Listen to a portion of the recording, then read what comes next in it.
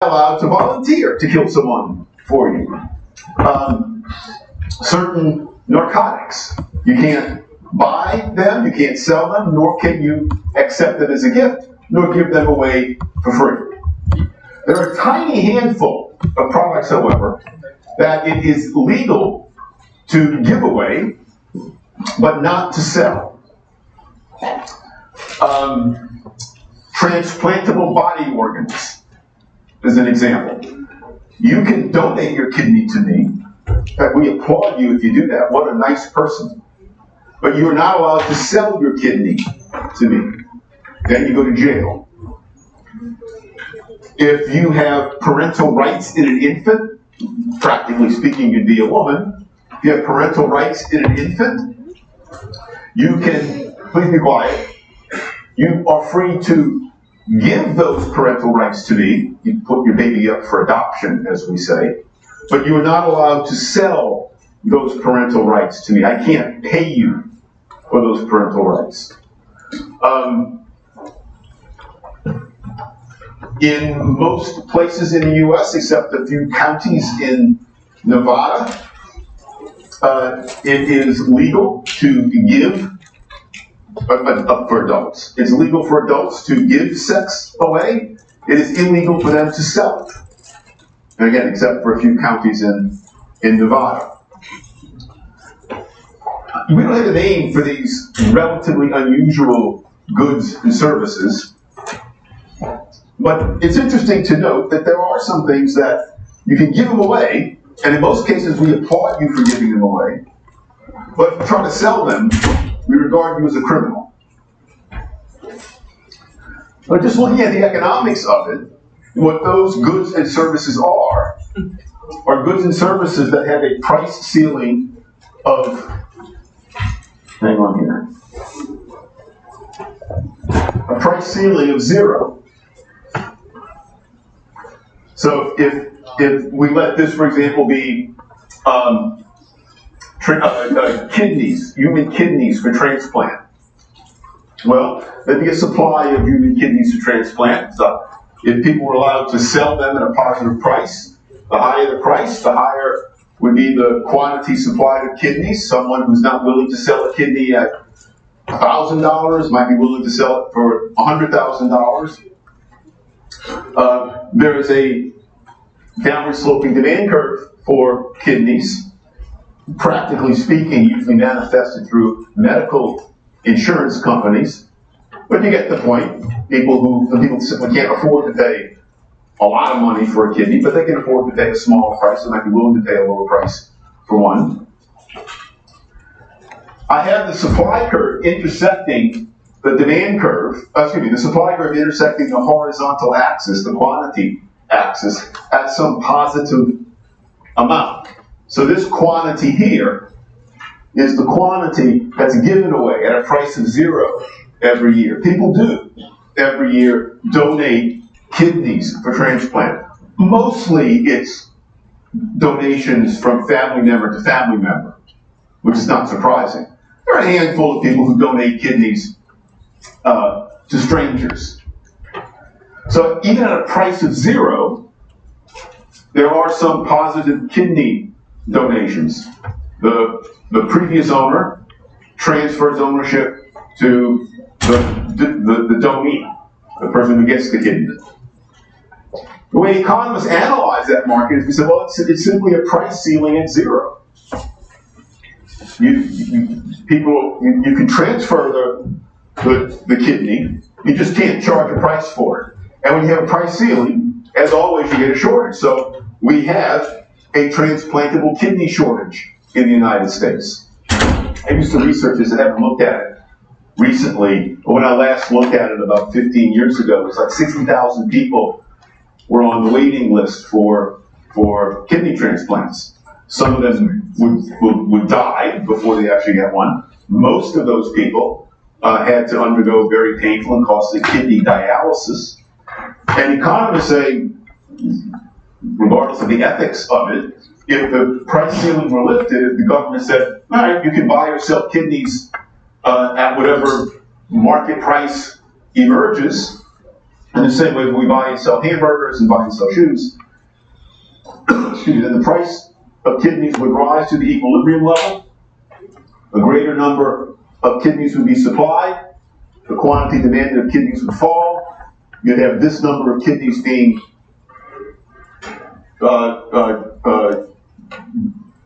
transferred from people who have the kidneys, and they transfer to people who use the kidneys at that positive price.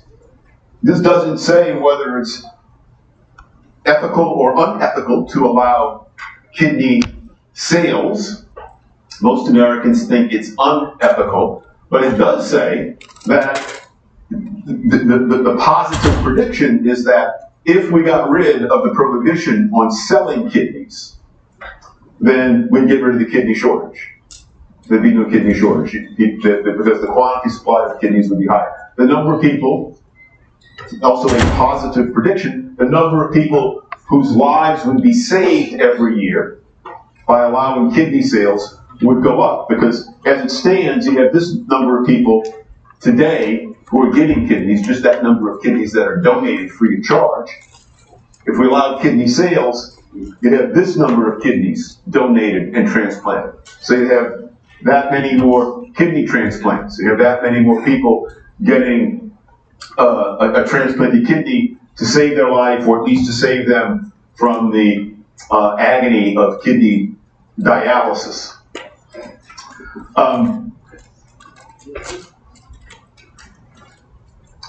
So I just wanted to point out there's this interesting, relatively small, not even relatively small, absolutely small number of goods and services for which it's legal to give away but not to sell. And again, the point of that is we economists analyze the economics of those few goods and services: transplantable body organs, consensual sex among adults, parental rights in infants, by just saying, well, the price is capped at 0. Okay, let's talk about price floors now.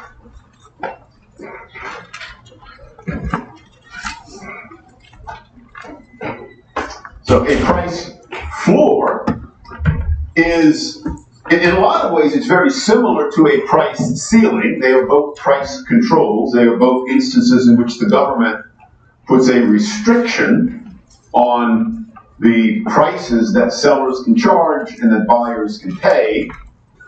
The difference is that a price ceiling is set below equilibrium, preventing the price from rising.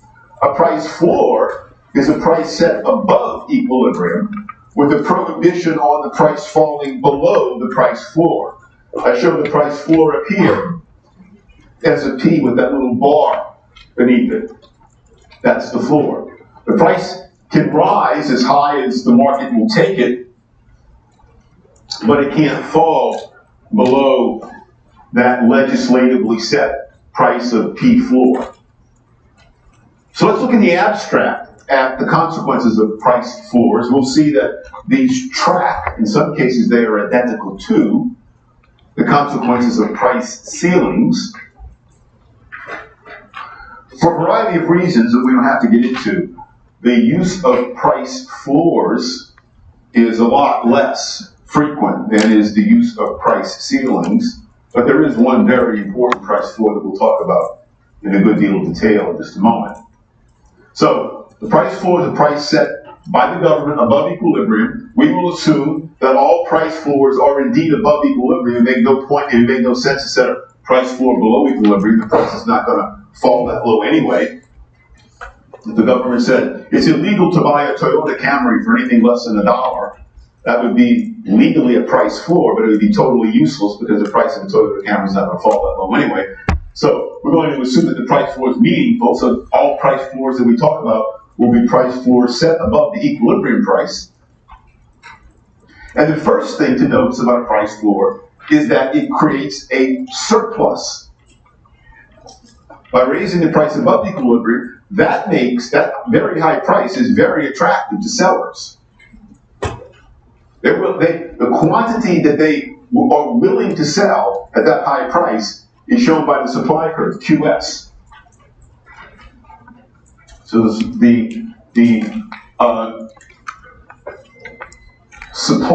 quantity supplied at the price floor is higher than the quantity supplied at the lower equilibrium price. But that price floor is also especially unattractive to buyers. They don't want to buy a lot at that price floor. They want to buy this amount.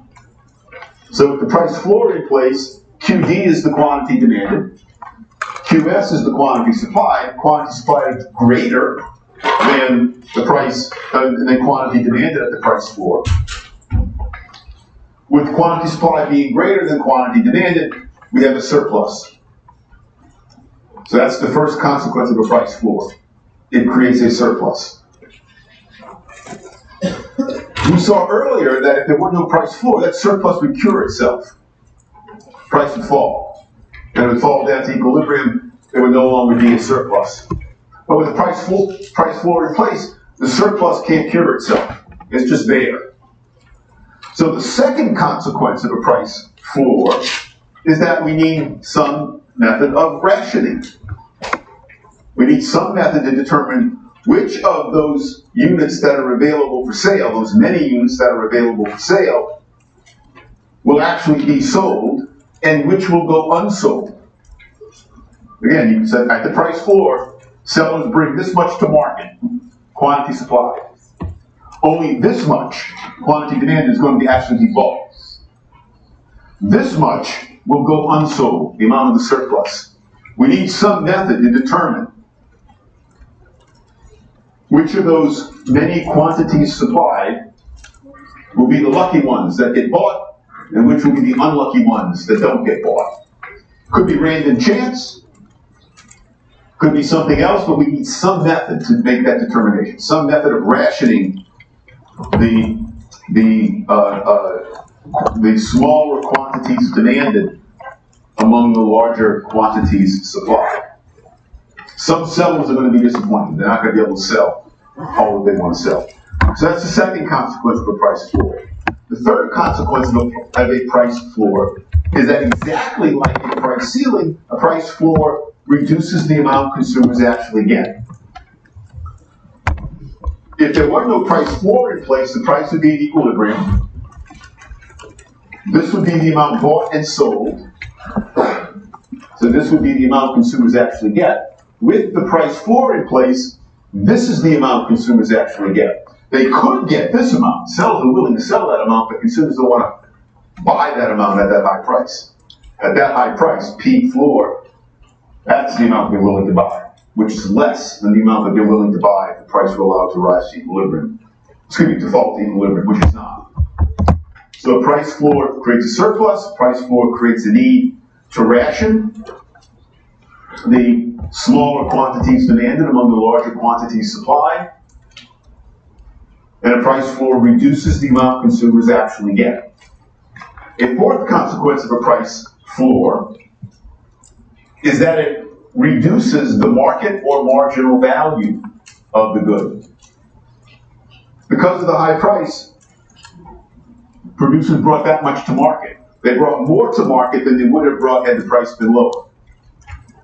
According to the law of diminishing marginal utility, when the amount that's available is greater than when the amounts that are smaller, the value of each of those units is smaller. The price floor makes this good artificially abundant. When you make something more abundant, you reduce its market or marginal value. A fifth and final consequence of a price floor. I'm going to give six, because I actually mentioned this also with price ceilings. Well, also like, let's call this number 5. Also like, as with price ceilings, price floors create the opportunity for corruption. So you got a whole bunch of sellers who want to sell. You got only a handful of buyers who want to buy. Assuming that the law is not broken outright, you try to sell at a price lower than the price floor, you'll go to jail.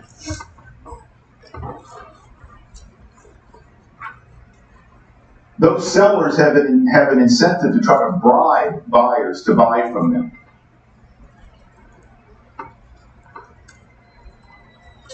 A sixth consequence of a price floor is that it causes an increase in quality, an artificial increase in the quality of the good.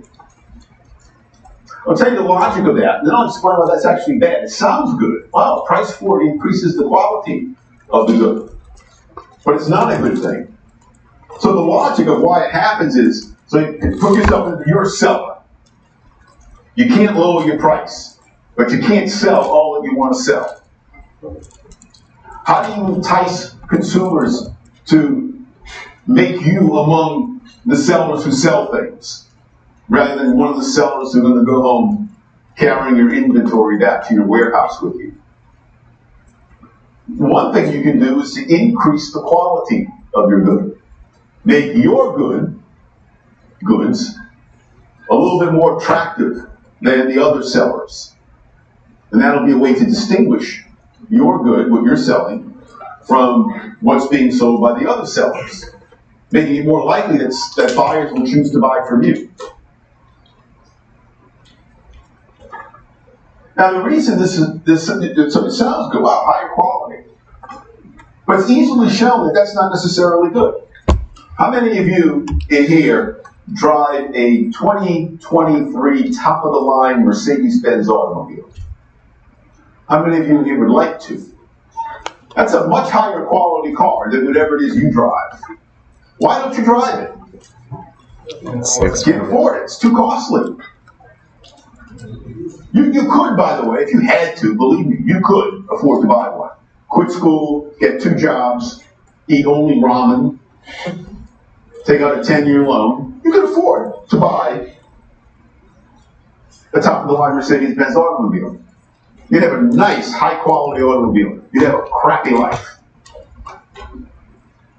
That high quality simply isn't worth it to you. You can't afford it, as we commonly say. Obviously, all other things equal, the higher the quality of the good, the better off you are. But quality is costly. You have to pay for it. And sometimes higher quality, in addition to quality, isn't worth what that costs you, isn't worth what you have to give up to get it. Because I've disproved the fact that most of you want to drive the top-of-the-line Mercedes-Benz automobile, really high quality, but none of you do. Because that additional quality isn't worthwhile to you. With that high price, though, you're obliged to pay that high price. But if you're obliged to pay a high price, then you just as soon get quality that corresponds to that high price. And sellers respond to that. So, well, okay, we can't lower our price, so we'll increase the quality. Buyers would prefer to get the somewhat lower quality good at the lower price, but because they have to pay the high price, that's going to push the quality of the good up. So the price floor makes buyers worse off. But one way to at least reduce the harm is that buyers at least get higher quality goods. You're obviously too young to remember this. I'm almost too young to remember this. But starting in, you don't have to know these dates, starting in the 1930s, the U.S. government regulated the price, but basically put a price floor on all commercial interstate airline passenger fares. So any airplanes that flew across state lines, the fares that airlines charged were set by the government. And airlines couldn't lower the price below that. They could raise the price higher, but they couldn't lower the price below the fare set by what was then the Civil Aeronautics Board. It's one of the few government agencies that has been dissolved. Under President Jimmy Carter in the late 1970s, airlines were deregulated. You only know a deregulated air industry. Airlines, flying today is much more accessible than it was prior to airline deregulation. If I have time, I'll tell you a personal story about that. I first flew in an airplane at the age of 19 in 1977, just before deregulation happened. And we know from studying it, and I remember from my experience, I flew from New Orleans to Atlanta, Atlanta to DC. That was my first airline flight. We know that the quality of even coach service back then was extremely high. Airlines couldn't lower their fares. So how did they compete for customers? They couldn't compete for customers by saying, hey, fly with me, I charge less than that other airline. So what they would do is offer higher quality cabin service. First time I flew coach. Sat in the seat. There was no one in the middle. And they served, this is coach, New Orleans to Atlanta. Now you're going to get pretzels. They rolled out, this was a morning flight, they rolled out a breakfast tray. They put a cloth napkin on the tray table in front of me. They put a full breakfast in front of me with metal utensils. They served orange juice in a glass. I was asked if I wanted alcohol. I said no, I don't know why. Because you could drink that legally at 19. And so, in airlines, we know from studies, under regulation, before they were deregulated in 1978, 1979, the quality of commercial air flights in the U.S. was really high, but it was too high.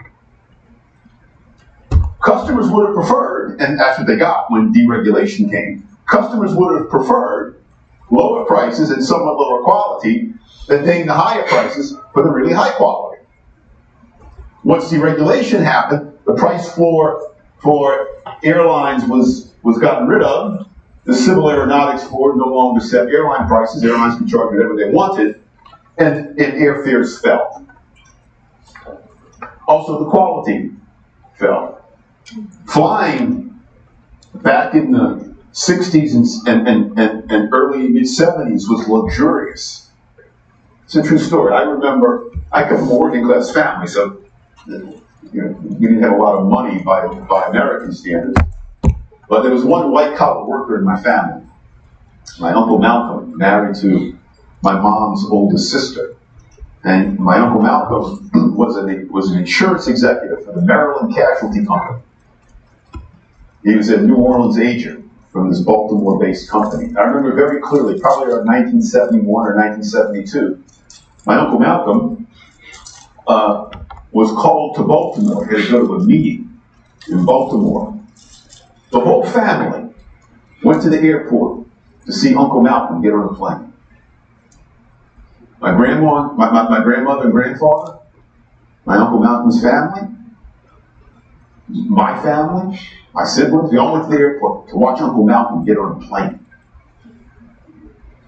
What would you do if your friend said, hey, I'm going to fly to Baltimore. You want to come watch me get on the plane? Yeah, of course not. What? Everyone. Flying was a big deal because it was really expensive. I remember clearly, I was probably about 13 or 14. I remember seeing Uncle Malcolm get on the plane. It was very exotic. I remember thinking to myself, true story. I remember thinking to myself, I hope that at least one time in my life I get to fly on a plane. My wish came true. Yeah. I'm sure all of you have flown on planes.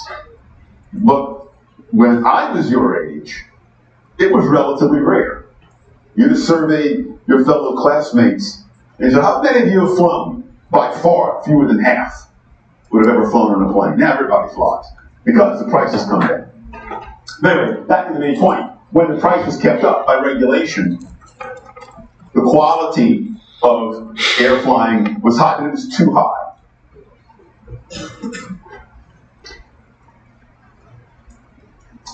So that's the general abstract consequences of a price floor. As I said a moment ago, there aren't anywhere nearly as many real-world instances of price floors as there are of price ceilings. Airline regulation from the 30s through the late 70s is one instance.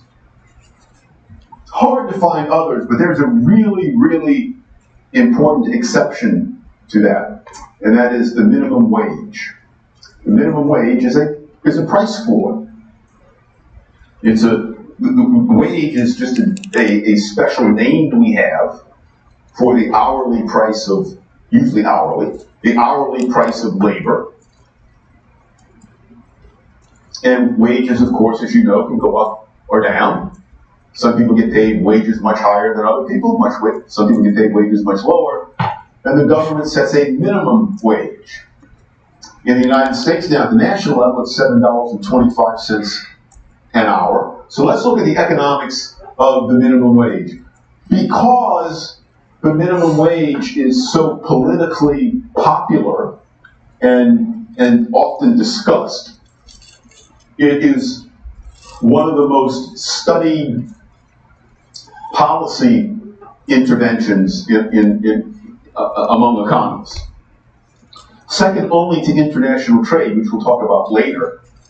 There's probably no single policy that the government engages in that is studied more intensely by economists than the minimum wage. We have tons of studies on the minimum wage at the state level, local level, national level, internationally, over time, across geography.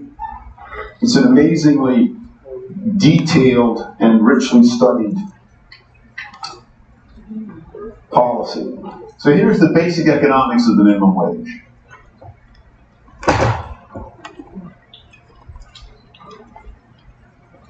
We have a supply of labor. I'm going to have to pause and say a fair amount about this supply curve and this demand curve.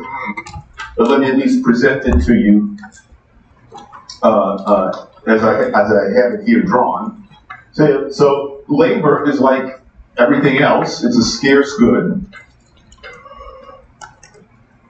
So you have a supply of labor. This is the supply curve of labor is determined by the decisions made by workers. We're talking about a free society now. We're not talking about slavery. So you own your own labor. It's a free country. You can choose to work or not. Obviously, the decision, your decision about whether or not you work and how much you work depends not only, but it does depend pretty much on the wage that you can earn. All of you right now who are here are here. If before you had walked into this classroom, someone was standing outside of that door and very believably said, hey, I need some emergency workers. If you come, and not anything sleazy, if you come work for me, I'll give you $10,000 an hour. If you had gotten that deal, how many of you would be in here now? I'd be talking to an empty class. I'd be able to go home and start drinking early. So you're here because no one made you that offer.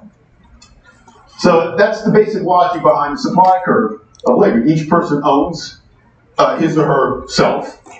Each person is free in America to decide how to use his or herself as long as it's done legally. Working is a legal thing to do.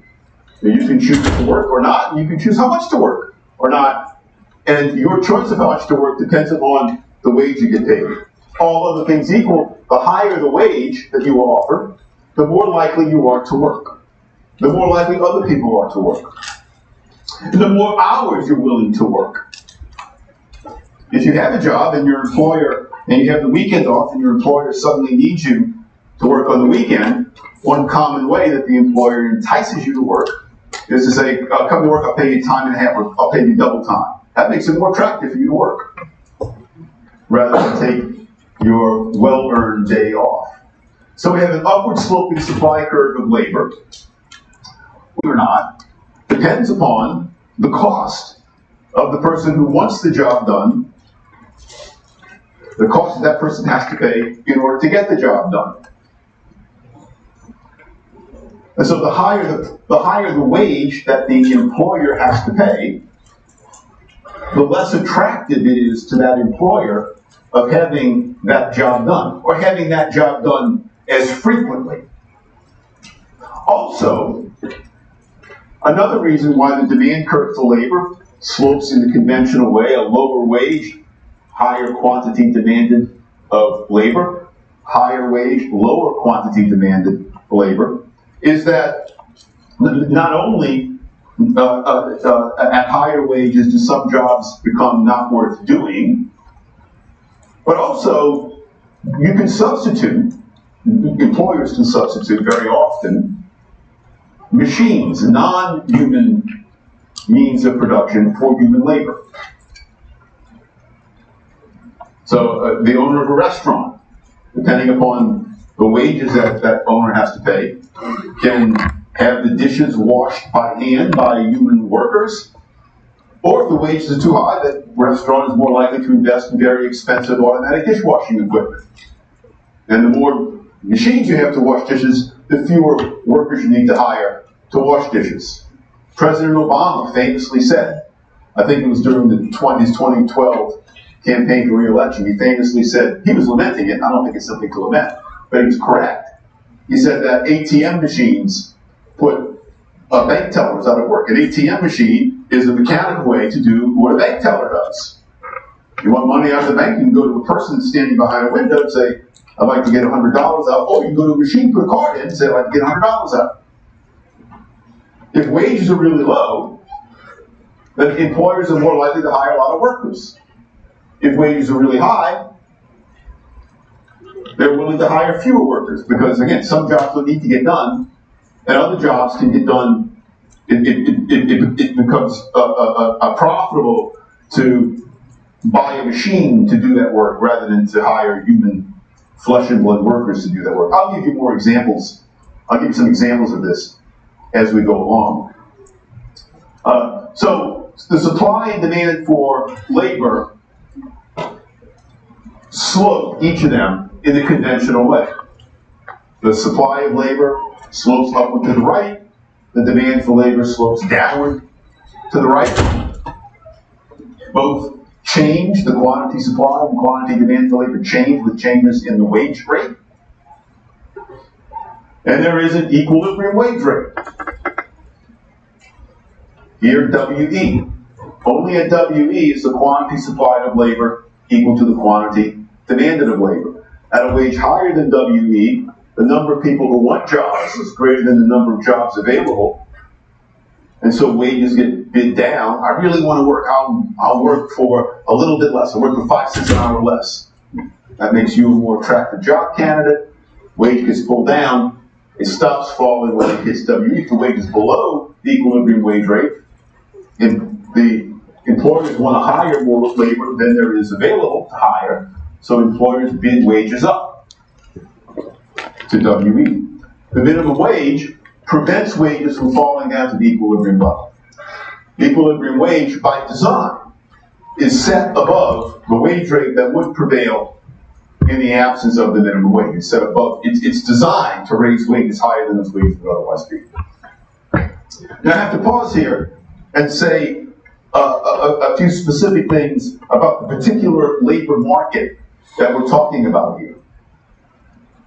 Labor, unlike gasoline, comes in a vast array of different qualities. Gasoline comes in only a handful of different qualities, and even they aren't that different from each other. But obviously, a 16-year-old who's never had a job is a very different worker from a 60-year-old who has a lot of education and experience doing cardiovascular surgery.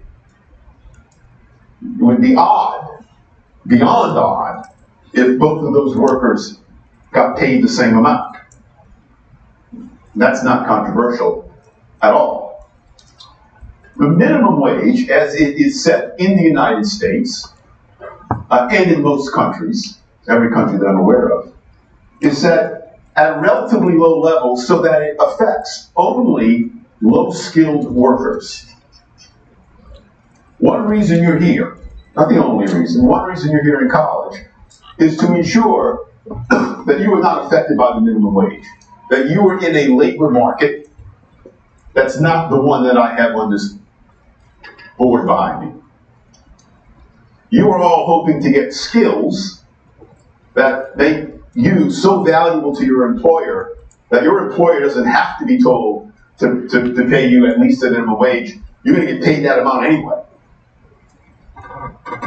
What I'm saying is that In the real world, if I were to be more realistic in depicting the labor market on this board, I would have thousands, maybe tens of thousands of different supply and demand graphs.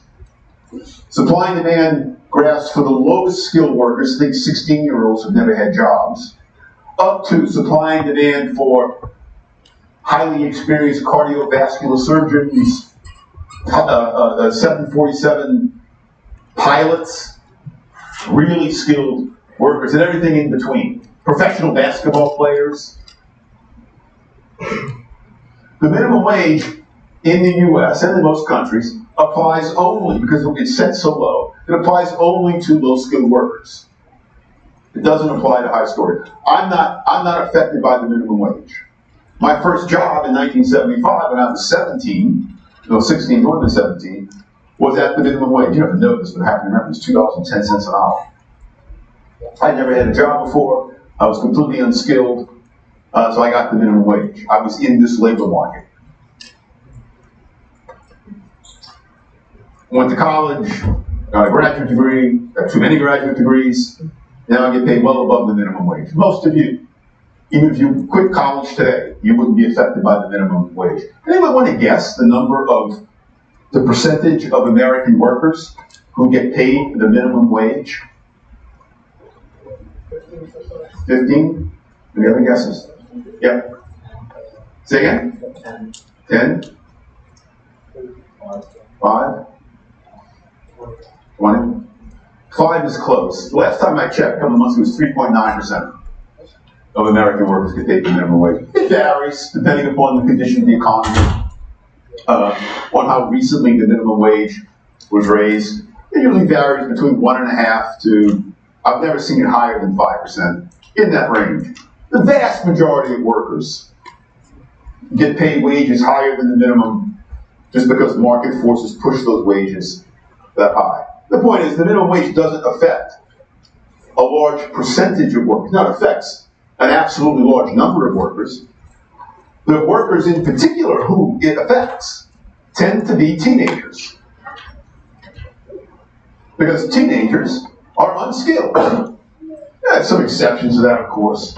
But the vast majority of 16-year-olds who enter the workforce that never had a job, they don't have any skills to speak of. Not even done with school yet. So they get paid really low wages. They are affected by the minimum wage. Usually what happens is someone gets a job, if you get a job at the minimum wage, typically what happens is you stay in that job for, anyone want to guess? What is the average amount of time today that the typical worker who works at the minimum wage keeps working at the minimum wage before getting a raise? I think it's a year. For a year? 4 to 5 years? 2 months? About 9 months. Again, that changes too. Sometimes a little bit more, sometimes a little bit less. It's about 9 months.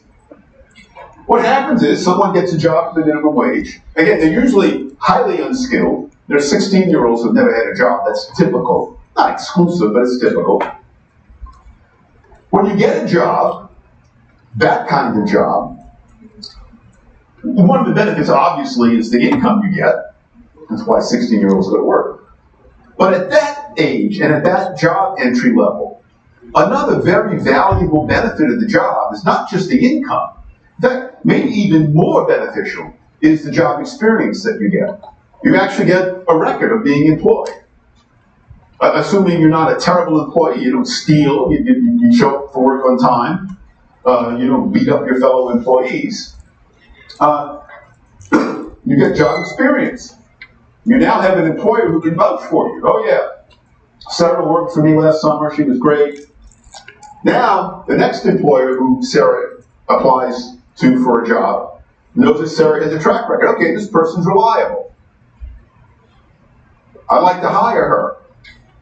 But so I better pay her a little bit more than the minimum wage, otherwise someone else will hire her. The very fact that you get experience and you get someone to vouch for you improves your prospect as an employee. And the demand for labor in America. Despite what you might hear, the American labor market is highly competitive. You got a bunch of employers out there. They're all looking to get good workers. How do you get good workers? You offer to pay them. Each employer, no doubt, would like to pay slave wages. Come work for me. I'll pay you only 10 cents an hour and work you really hard. You can't do that, even without a minimum wage, because people go elsewhere to get a job. So when people get a job at the minimum wage, what normally happens is they get experience, they get a job record, and then they move on to a higher labor market. It may be in the same job for a while, but they become a different kind of worker because they now have a good track record. They become a kind of worker for whom employers are willing to pay more. So workers typically move out of this job market once they have employment. And that's typical. The typical person in the United States is start working at 16 or 17. They're working at minimum wage jobs. Their wages rise gradually. They hit peak income earning in their late 50s, early 60s. That's where I am. And then it goes down, depending on the kind of job you have, of course. It peaks a lot earlier if you're a professional athlete.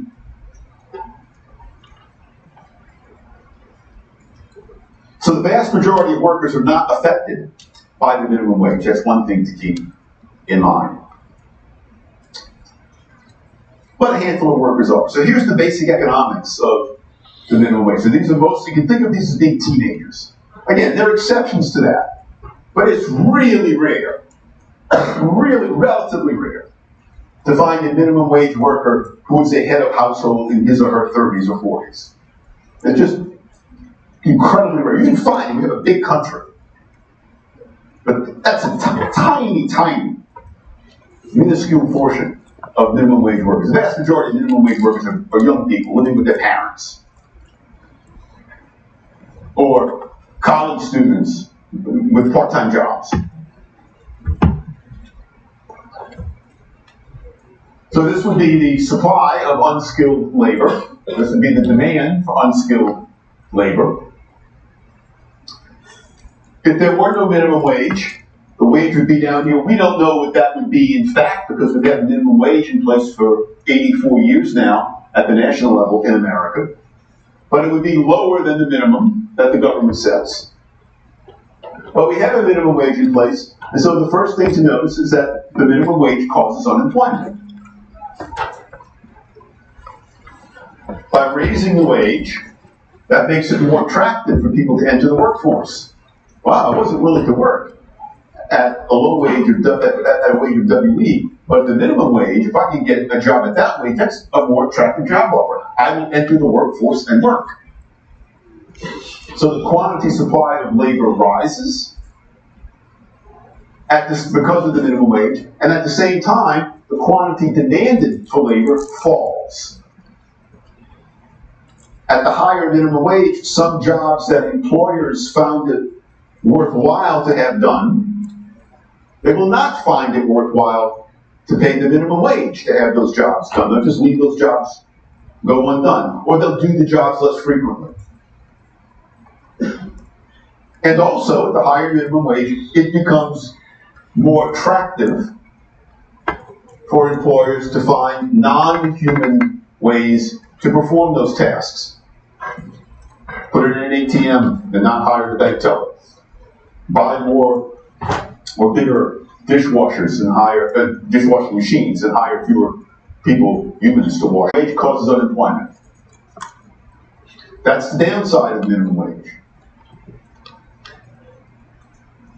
Note that the unemployment caused by the minimum wage is the difference between the quantity supplied at the minimum wage of labor and the quantity demanded. Real quickly, I should have mentioned this before. Technically speaking, what we have along the horizontal axis is hours of unskilled labor, because the minimum wage is set in terms of hours, $7.25 an hour at the national level. It's higher in some state and local areas in the U.S., but the details here don't matter. Technically, we have hours on the horizontal axis, but if you want to think of individuals, that's fine. It's probably easier to think of persons.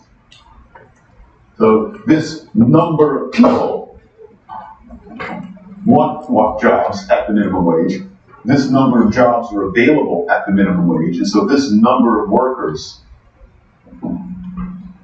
will be seeking a job at the minimum wage, but not be able to find a job at the minimum wage. They will be unemployed. Another name for a surplus of labor is unemployment. The number of workers who are actually thrown out of jobs by the minimum wage, however, is the difference between QE and QD. If there were no minimum wage, this is the number of people who would be hired. Because if there were no minimum wage, the wage rate would be lower. Fewer people would be willing to work at that lower wage than are willing to work at the higher minimum wage. So without a minimum wage, that would be the wage rate that prevails. This would be the number of workers who are willing to work and who actually find work. With the minimum wage, however, this is the number of people who find work. And so this number of people would be employed without the minimum wage. This number of people are actually employed with the minimum wage, so the minimum wage puts out of employment the difference between QE and QD quantity of workers. So one way to think about the effects of the minimum wage is that there's a trade-off. Some workers get raises. The workers who are lucky enough to keep jobs or get jobs at the minimum wage, they get paid WMIN rather than WE. So their wages go up by this distance between WE and WMIN. Those workers get paid more. But some workers' pay goes to zero. These workers, from QD to QE, they now earn nothing because they're unemployed. So you can think of that as a trade-off. And even if I stop the discussion here, which I'm not going to do, I have a lot more to say about it. But if I did stop the discussion here, that would be an important point to recognize, because most people, when they talk about the minimum wage, certainly most politicians, most pundits, most reporters, when they talk about the minimum wage, they talk about it as if workers have, it's all gain to workers. Workers get higher pay, end of story. Maybe employers have fewer profits, or consumers have to pay higher prices, but the gains to workers are considered to be unambiguous. And that's not true. Some workers gain, the workers who remain employed at the minimum wage, and they get paid a higher wage. Some workers lose. They lose jobs, and hence their income goes from this amount per hour to this amount per hour, zero per hour. So there's this trade-off. Well, some workers get high wages, other workers lose jobs. If nothing else, that's something to keep in mind. That's a sobering impact of the minimum wage. I want to say a lot more about this trade-off in just a moment.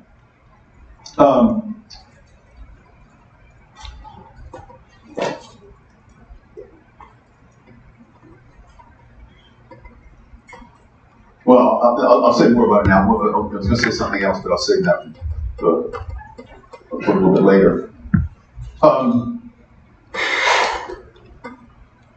So that's easily seen in the trade-off. But there's more here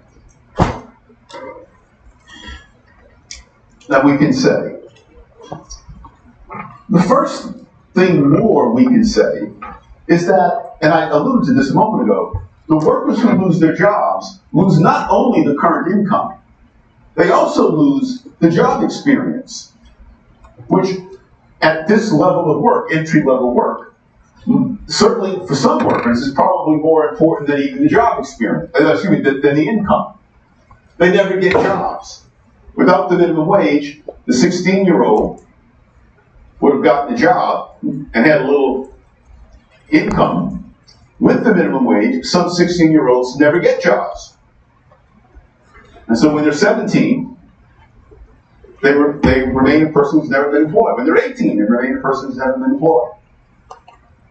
So they have no employers that they can turn to for job references, making it more difficult for them in the future to get jobs.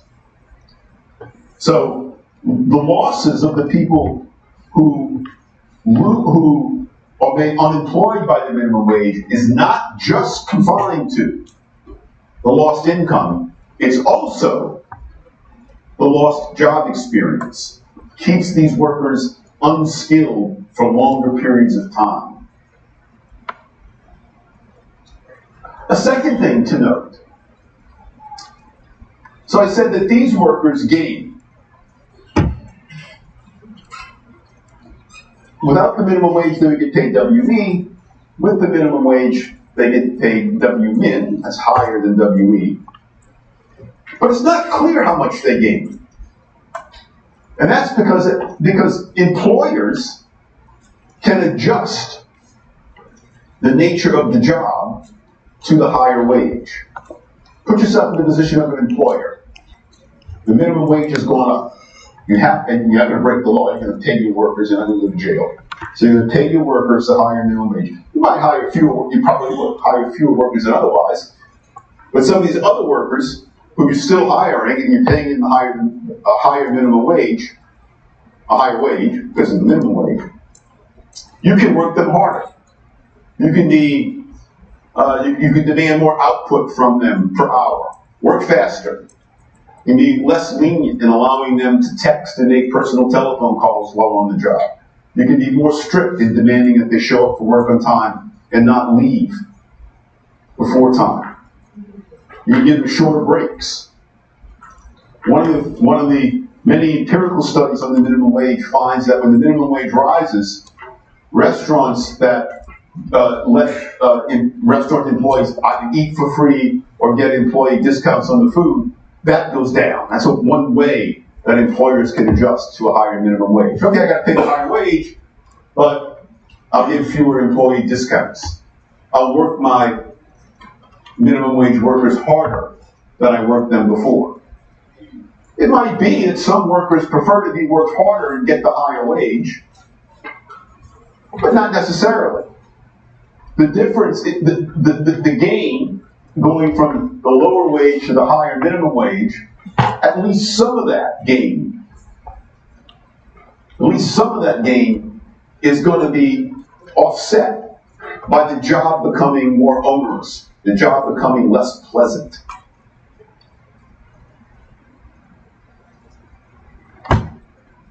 The vast majority of minimum wage jobs are in highly competitive industries.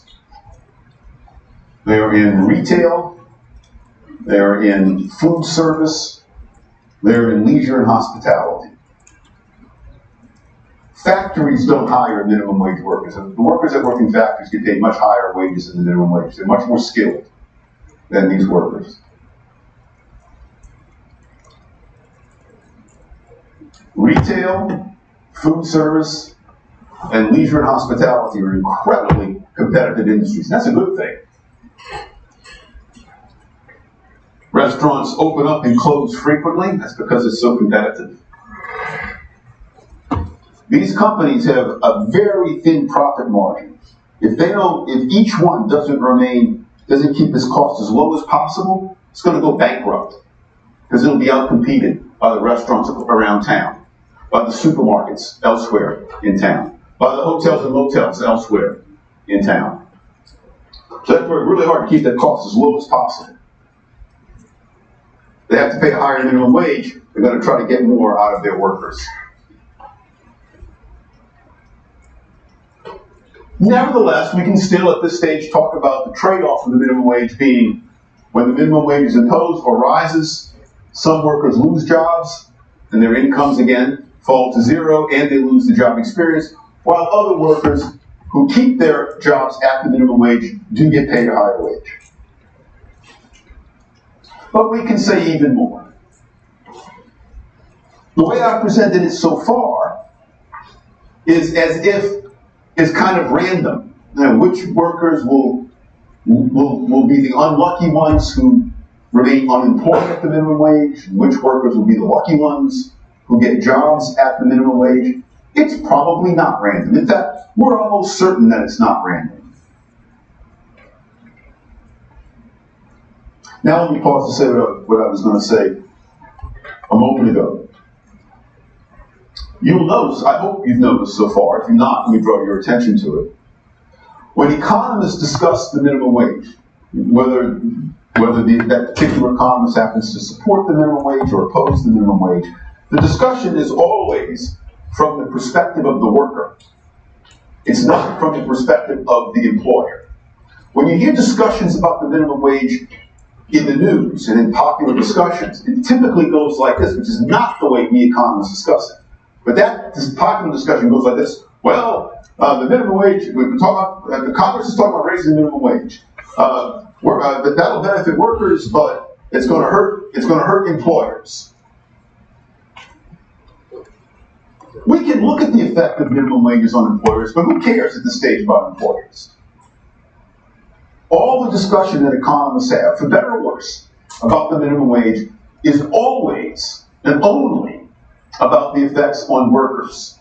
And we talk about the consequences on employers only insofar as those consequences on employers impact workers. So in discussing this with you, I care only about, because I'm focused only on workers. I don't care about employers. I don't care about mom and pop grocery store. I don't care about Walmart. I don't care about Motel 6. I care only about the workers who actually do or who would work for those firms.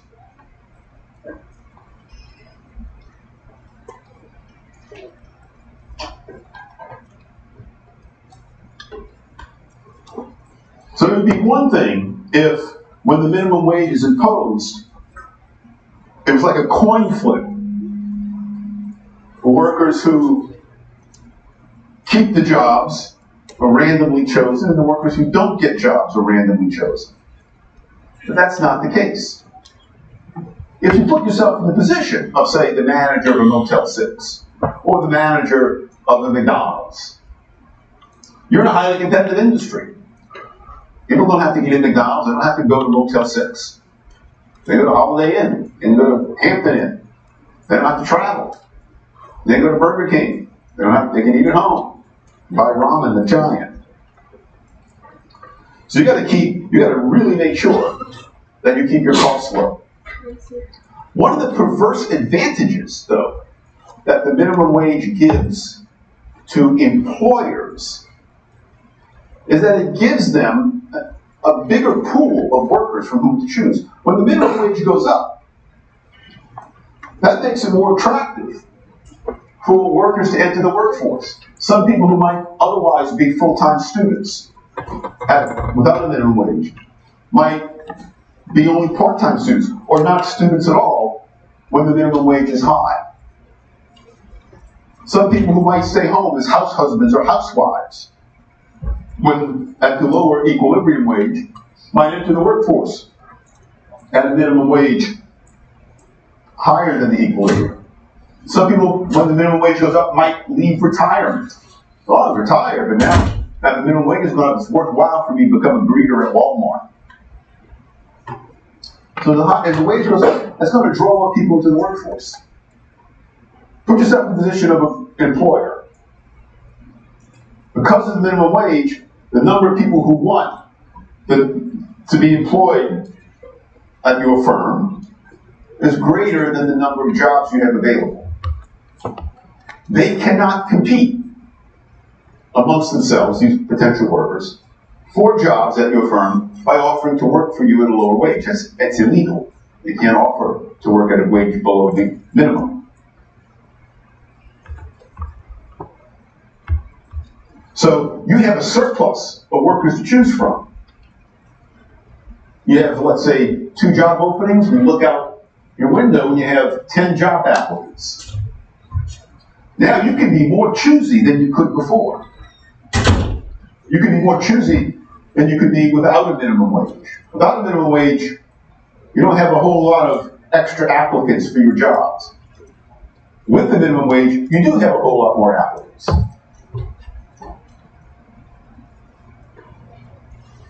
If you were, I'm going to drop this assumption in a moment, but you can imagine, people will like this. Let's say you're prejudiced. You don't like red-headed people.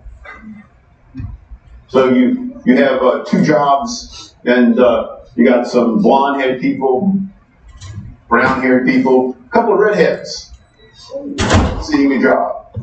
Well, you can exclude the redheads. You don't like redheads. You're prejudiced against redheads. So you're not going to hire the redheads. It doesn't cost you anything to exercise your bigotry with the minimum wage. You don't have to hire the people you don't like. You might not like Jewish people, or short people, or women, or people with beards, or people with tattoos, or people without tattoos. Whatever you don't like, you're going to have a surplus of workers, and you can easily exclude them.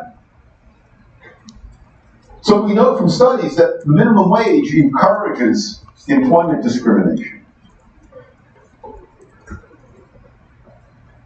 But even if every employer, and I think most employers are actually like this, even if every employer were not discriminatory, again, these are highly competitive industries, they can't really afford in many cases to not hire the best workers available. Even if every employer were not had no bigotry about him or her. Fire alarm.